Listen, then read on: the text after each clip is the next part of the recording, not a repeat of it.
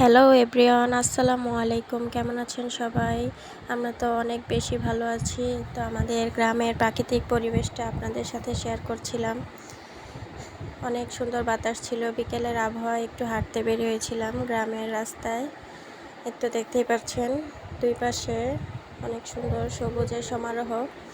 এরকম তো আজকাল শহরে দেখাই যায় না, তবে আমাদের গ্রামীণ পরিবেশটা আমার কাছে অনেক বেশি ভালো লাগে।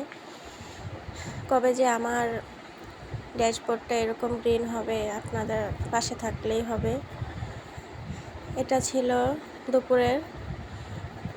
দুপুরবেলা আমরা একটু বেড়াতে গিয়েছিলাম নানির বাসায়। সেখানে একটি মিলাদ ছিল, মিলাদে গিয়েছিলাম। তো এই তো বিরিয়ানি রান্না করা হয়েছে। এখান থেকে মামি আমাদেরকে সবাইকে বেড়ে দিচ্ছিল। তো আমরা অলরেডি এসেই সাথেই খেতে বসে পড়েছি। বিরিয়ানিটা অনেক বেশি মজা হয়েছিল। তারপর সবাই খেয়ে ওখান থেকে চলে এসে কিছুক্ষণ রেস্ট নিয়ে বিকেলবেলা আবার চলে গেলাম রেস্টুরেন্টে।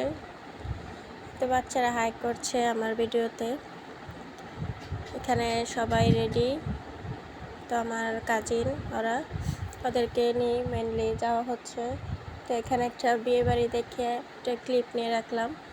দেখতে অনেক সুন্দরই লাগছিল, লাইটিং করা হয়েছে। তারপর অনেক বৃষ্টিও শুরু হয়ে গিয়েছিল। বৃষ্টির মধ্যেই আমরা রিকশায় চলে গেলাম। তো আরও রিকশাগুলো আসা বাকি ছিল, তার জন্য আমরা বাইরে দাঁড়িয়ে ওয়েট করছিলাম। তো হেমায়তপুরের প্রান্ত চাইনিজ রেস্টুরেন্টে চলে আসলাম। এখানে আসার মূল কারণ বাচ্চারা একটু খেলাধুলা করতে পারছে, তারা বোরিং ফিল করবে না। তো দেখতেই পাচ্ছেন বাচ্চারা অনেক এনজয় করছিল। এখন একে একে খাবার চলে আসছে। খাবারের জন্য প্রায় আধা ঘন্টা ওয়েট করার পর একটা একটা করে খাবার আসছে।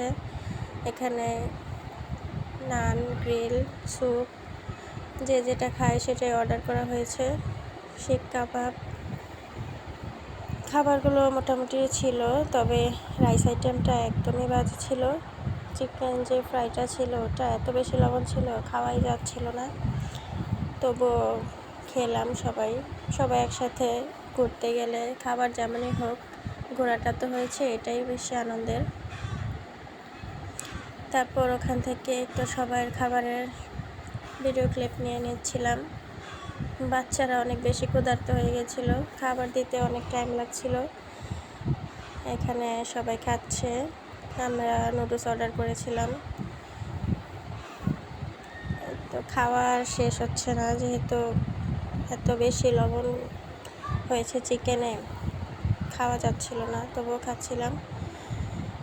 তবে নুডলস যেটা ছিল চাউমিন, ওটা অনেক বেশি টেস্ট ছিল, ওটাই খেলাম। তারপর খাওয়া দাওয়া শেষ করে বাসার জন্য পার্সেল নিচ্ছি। এখানে দাঁড়িয়ে দাঁড়িয়ে দেখছিলাম কিভাবে তারা খাবারটা রেডি করছে। তারপর আমরা পার্সেলটা নিয়ে বাসার উদ্দেশ্যে রওনা হলাম। ভালো লাগলে অবশ্যই ভিডিওটিতে লাইক, কমেন্ট, শেয়ার করে পাশে থাকবেন।